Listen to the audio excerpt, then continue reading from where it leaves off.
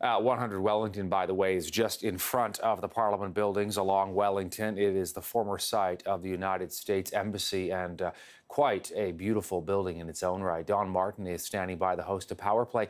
What do you make of the government renaming the building, Don?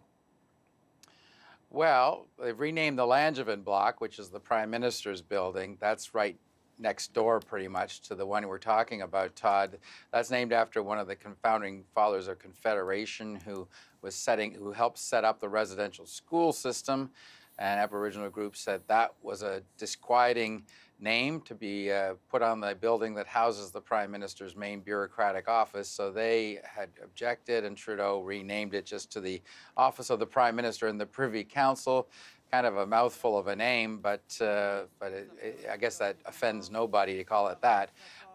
The one you're talking about is quite interesting. I don't know what's it's gonna look like inside, Todd, because as you pointed out, it's a former U.S. embassy. You cannot get a higher profile piece of real estate that's not on Parliament Hill than that one.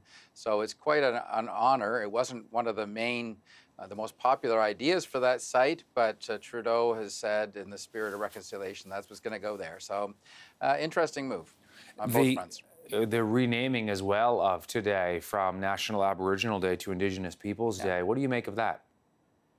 Well, it's to be more inclusive, bring in the Inuit and the Métis into this celebration of all Indigenous peoples. So it's meant to be more inclusive.